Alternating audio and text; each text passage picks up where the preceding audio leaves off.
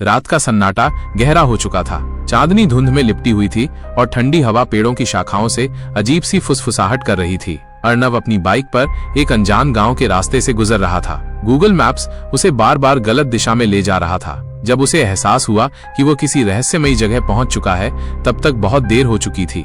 गांव का नाम कर्णगढ़ था, लेकिन ये किसी भी मैप पर नहीं दिखा। वहां के घर पुराने और जर्जर थे, मानो सदियों से किसी ने उन्हें छुआ भी न हो। गांव में घुसते ही उसे महसूस हुआ कि कुछ अजीब है। ना कोई इंसान, ना कोई आवाज, सिर्फ दूर से आती हवा की सरसराहट।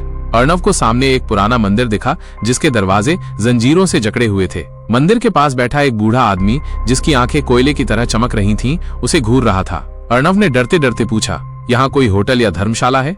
बूढ़ा व्यक्ति हंस पड़ा। उसकी हंसी गांव की खामोशी में अजीब सी गूंज छोड़ गई। उसने कहा, तू कहाँ फंस गया बेटा? ये गांव शापित है, यहाँ जो आता है वो वापस नहीं जा पाता।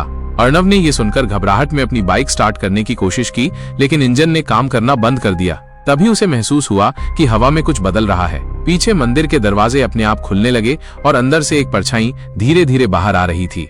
अर्नव का दिल तेजी से धड़कने लगा। वो पीछे मुड़ा और भागने की कोशिश की, लेकिन उसके पैर जमीन से चिपक गए, जैसे किसी अदृश्य शक्ति ने उसे जकड़ लिया हो। परछाई अब पूरी तरह से बाहर आ चुकी थी, लंबी विकृत आकृति, जिसकी आंखें अंगारों की तरह जल रही थीं।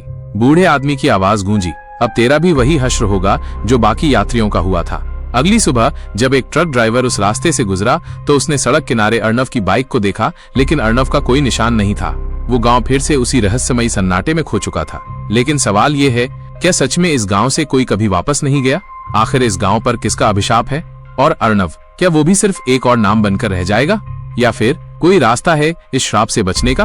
अगर आप जानना चाहते हैं कि आगे क्या हुआ, तो अगले भाग के लिए जुड़े रहें। क्या आप इस कहानी का दूसरा भाग जल्द से जल्द देखना चाहते हैं?